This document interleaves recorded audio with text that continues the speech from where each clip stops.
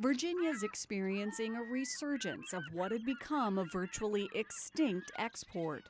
The oyster industry, of course, back in the 1800s was huge, but even now today, this resurgence that we've seen, we've gone from, I think it was 23,000 bushels in the early 90s, and then that went to 230,000 bushels a few years ago, and last year we were back up to 440,000 bushels.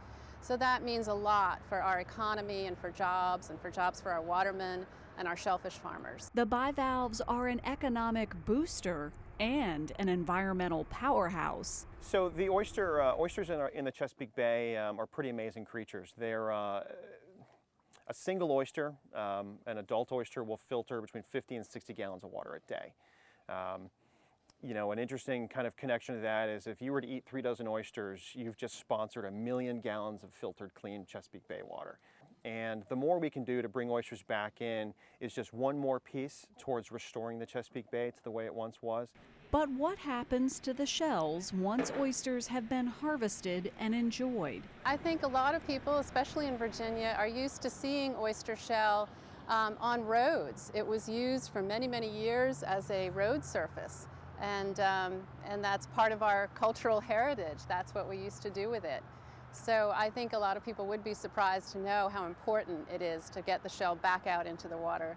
Enter Todd Janeski, founder of the Virginia Oyster Shell Recycling Program. The Virginia Oyster Shell Recycling Program is run through the VCU Rice River Center, and it's a program that takes restaurant and business generated oyster shell and returns it to the Virginia portion of the Chesapeake Bay.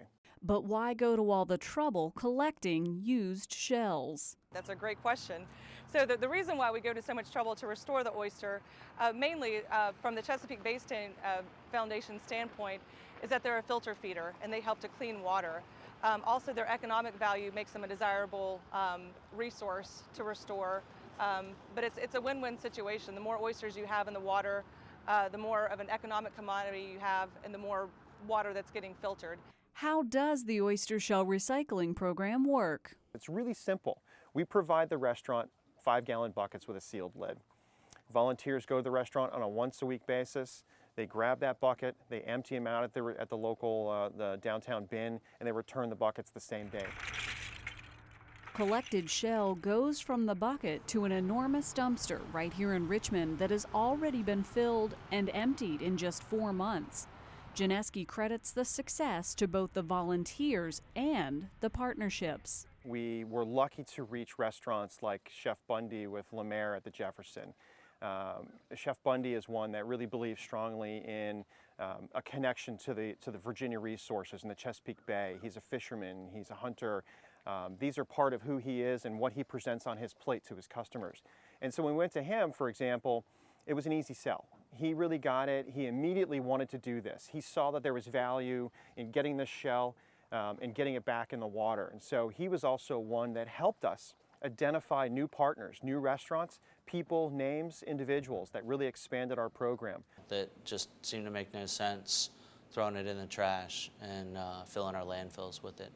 So, but in the back of my mind, I always wanted to figure out how can we, better recycle this product. And then lo and behold, Todd showed up at my doorstep.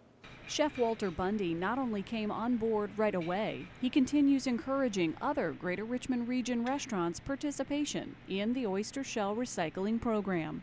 I want to believe that people have a lot of pride for their home state of Virginia and the Bay, and they want to do the right thing. And it takes a couple of people to take the first few steps, and then once it's started, it's on, and it just continues to grow. And how does that shell make it back to the water? When the shell comes to the dumpster here, we take it down to Gloucester Point and it gets cured in the sun and the rain. It gets all nice and clean. And then it can go to a hatchery where oyster broodstock can then release their egg and sperm into the water, and they settle on the empty oyster shell. and that gives them protection from predators when they grow on another shell.